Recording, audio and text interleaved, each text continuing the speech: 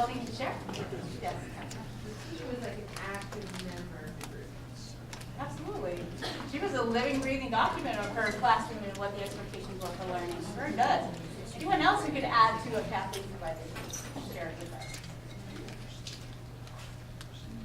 Yeah, I liked how excited she was when she even just started kind of talking about what they were doing. It was genuine, like you believe it because I think it helped them feel more confident in what they were doing. Very good. It goes back to her statement about authenticity, right? The students knew that she really felt that way about what she was teaching.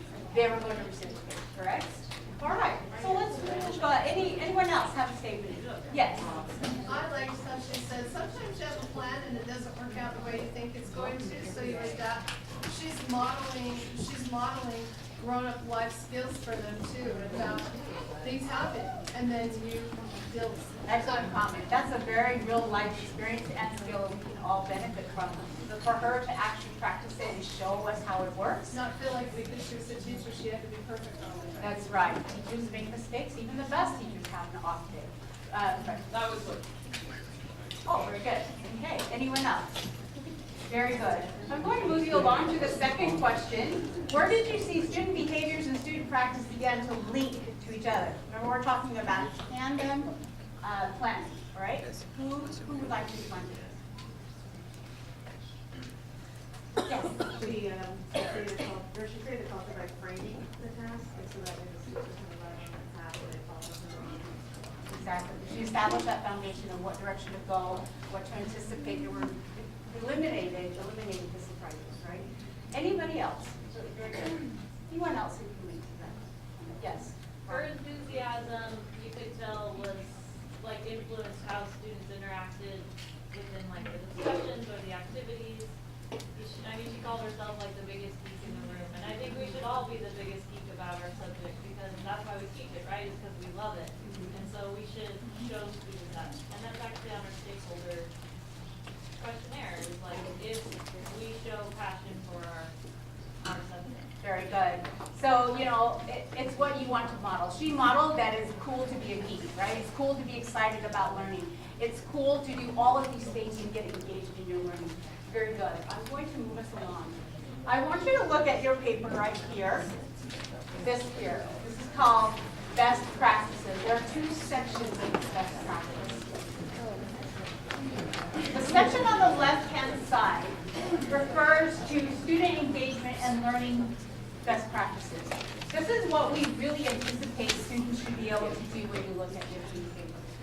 Corresponding to that, on the right-hand side, are the behaviors in classroom management that are going to be done in order for students to achieve their student engagement component. So again, these two work together. What I want you to do is I want you to go back to your group of 4, and then I want you to choose an elbow partner within that group, and I want you to look at the side of student engagement and look at what your students are doing well, okay? What your students are doing well, and then choose one thing that you would like them to improve. Then I'm going to give you a time that says switch, and I mean to switch to this next set of questions, which says that you're now going to move to the behavior section, behavior management. And you're going to see this teacher list. You're going to ask yourself and ask your partner, what is it that I do well? What is it then would you like to improve? All right? And 3 counts of 3. Go ahead and get started. 1, 2, 3, go.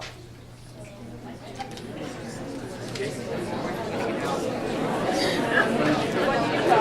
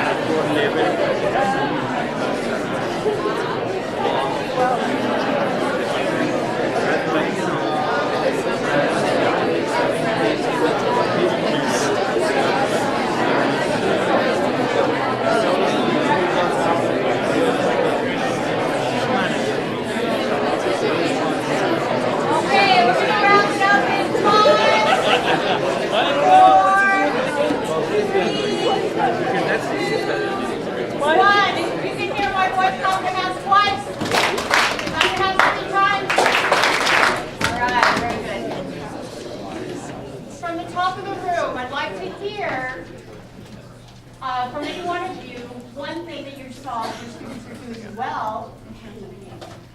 What are they doing well? The top tier, yes.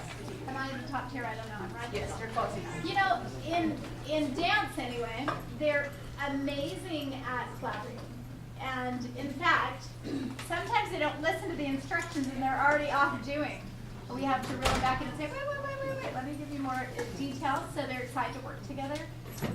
In my Avid classroom, I feel that they have done really well at taking ownership for their tutorial processes, and they also do that. I think they love working together in groups. That's very good. Can I stay with you and then have you tell me what you would like to see improved? You know, I'm always trying to push our students toward deeper learning. They're great at the level that they're at, but how can we push them beyond the level that they're at? I see them as sometimes in dance even as being super safe and not taking risks. Very good. To take risks is really tough. With our population, it takes practice. But if we give them permission and learn how they can take those risks It's the appropriately. idea of they can approaching success. difficult tasks Very with this enthusiasm. Very good. They're good at what they're good at. Thank you, Adina. So let's go on in the interest of time. Let's go to the next set of questions. What do you see on the teacher list that says that you're doing well? What is it that you say you are doing well? I'd like to go to this side of the room at the top of the top up there. Anyone? Please be able to take a risk. It's fine. Anyone?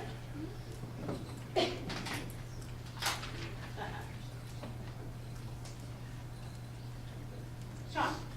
I feel that one of the things I really try to do is make it very evident what my kids are going to be doing when they come into class before I even say anything.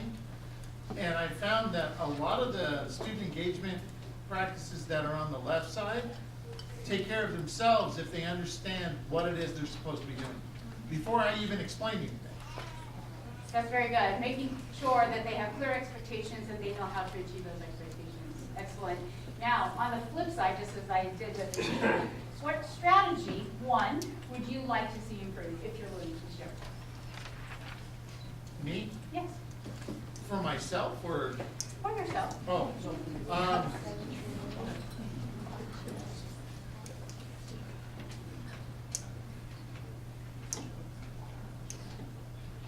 I would probably say I'd probably need to do a little better at checking understanding. Because I have some students, when they come back to me at the end of the assignment, well, I really didn't understand.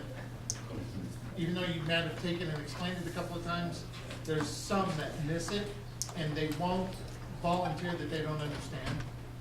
So finding different ways to check for understanding. Very good. Thank you for sharing your vulnerability. We are going to end on this. As you know, this is returning back to the parallel guiding questions.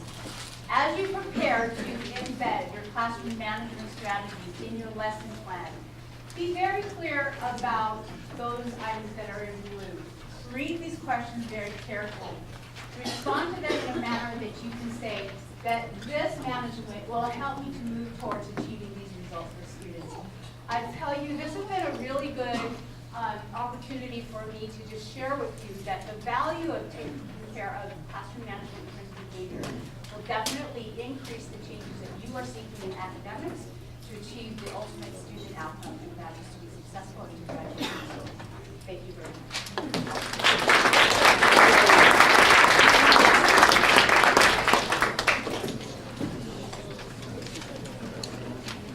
Let's give all of our presenters a round of applause.